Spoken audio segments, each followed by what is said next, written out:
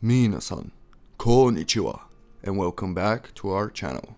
Today, we're not just reviewing another game, we're talking about a journey that has absolutely floored us. Ghost of Yotei. It's not just a sequel to Ghost of Tsushima, it's a statement, a love letter to Japanese history, cinema, and storytelling.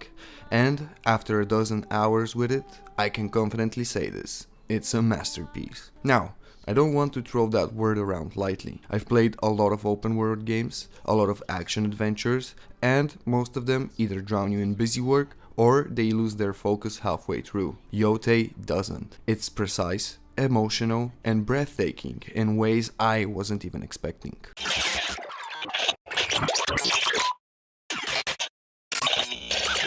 What put me in first was the setting.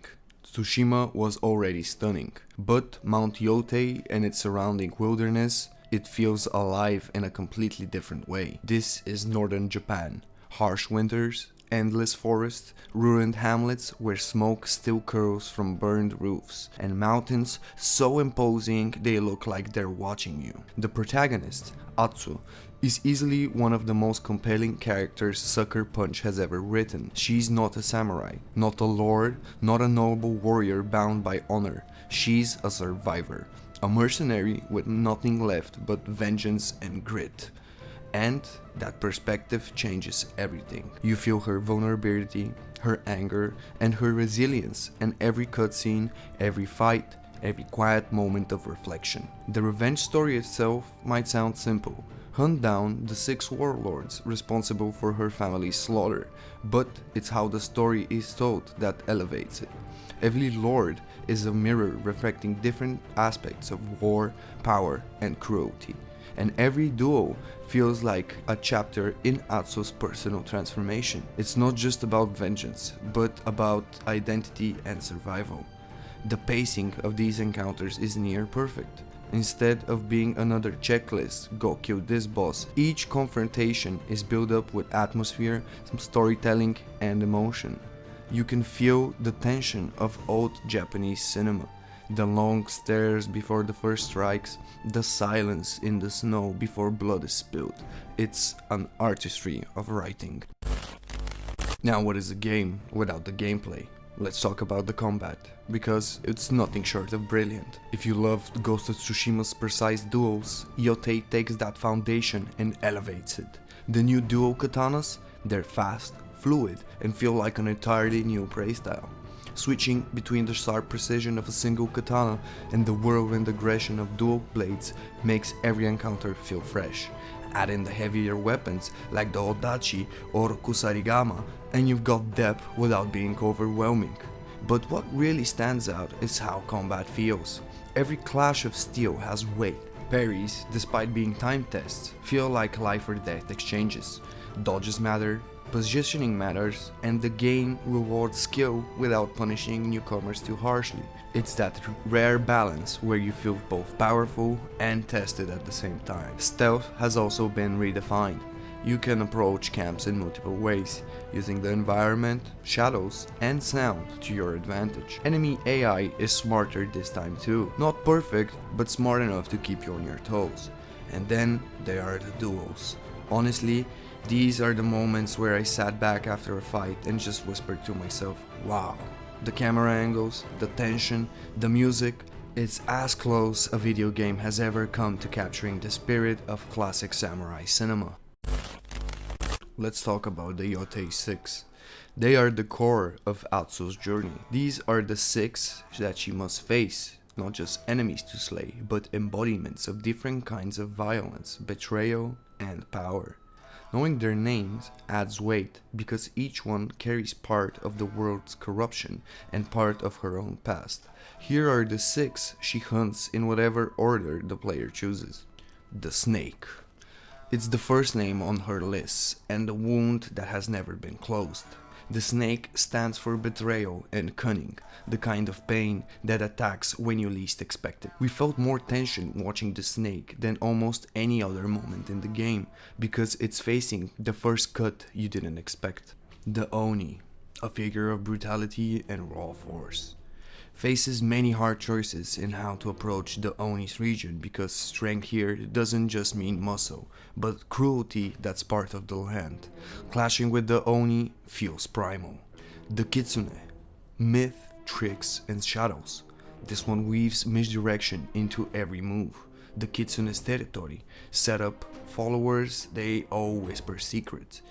Fighting the Kitsune makes you think, not just act. The Spider, venomous influence. The Spider controls web of alliances, betrayal, spies, and hidden threats. Encounter with the spiders are a mix of danger and intrigue. The Dragon, fire, power, dominion. The dragon's name alone promises a duel of force. When the dragon shows up, the world feels bigger, the stakes heavier. Lord Saito, the leader, the one who ordered everything that destroyed Atsu's life. Lord Saito is not only the final boss in the game, but he's the emotional gravestone in the story. Facing him is about confronting what betrayal breeds in power. What we love about Ghost of Yotei is how the game doesn't treat these bosses as just levels to beat. They're woven into the world through rumor, through environment, through side quests before the duel itself. We felt each name carved into the sash strapped to Atsu's waist, each one offering dread, not just because of how hard the fight is, but because of what it meant to her. When she kills one, she doesn't cross a name off the list. There's a ritual, there's meaning, and that makes every showdown with the Yotei Six feel epic, not just for the mechanics, but for the soul of the game. Exploring Ghost of Yotei is something that we will never forget. Every path, every clearing, every ruined village feels handcrafted. It's not just big for the sake of being big. The developers clearly took the criticisms of open world fatigue and said, okay, let's make a world where every corner tells a story. Instead of overwhelming you with icons on a map, the game draws you in with curiosity. You'll see smoke in the distance and find a camp where survivors whisper about local warlords. You'll follow animal tracks through the snow to a hidden shrine. You'll stumble on dueling scars carved into stone where warriors fought decades ago. The atmosphere is relentless. Snowflakes drifting into torchlight, the crunch of frozen ground beneath your hearth, the haunting call of a flute echoing across a valley at night. You don't just see the world, you feel it. One new wrinkle is the presentation modes. Alongside the returning Kurosawa mode with black and white and cinematic stylings, Yotei introduces Might mode, more intense visuals and close-ups, and Watanabe mode, lo-fi soundtrack for relaxed explorations. These give you options in how the game feels, whether moody and artful or more visceral. On the PS5, this game is a technical marvel. Transitions are nearly seamless, fast travel is instant, and the snow effects and lighting push the console to its limits. Sure, there are tiny bugs here and there, but for a game this detailed, they're almost invisible compared to the overall polish. The soundtrack deserves its own spotlight. It's haunting, emotional, and dynamic, swelling during duels, softening during exploration, and always tuned to what you're feeling. Pair that with incredible Japanese voice acting and subtle sound design, with the whistle of the wind, the distant creak of bamboo in the snow, and you're immersed in a way very few games can achieve. It's cinematic, but it's also playable cinema, and that is something very rare. But what is the masterpiece factor? Well, here's the truth. Ghost of Yotei doesn't just follow in Tsushima's footsteps. It stands proudly beside it, and in some ways surpasses it. It doesn't try to reinvent the wheel. Instead, it perfects what came before. It focuses the story, sharpens the combat, and makes exploration meaningful, and infuses every moment with tons of atmosphere. This is a team at the height of their craft, making a game that feels both familiar and fresh, respectful and daring. When people talk about the best games of this generation, the ones that blend narrative, gameplay, and art into something greater than the sum of its parts, we believe Ghost of Yotei will be in the conversation, not as a side note, but as a headline. Here's our verdict. Ghost of Yotei is a masterpiece. The story is emotional and deeply human. The combat is sharp and rewarding. The world is a living painting, and the polish ties it all together. Yes, there are some repetitions in side content, and yes, the open world is a bit more structured than it first appeared, but these are tiny cracks and a monument of design.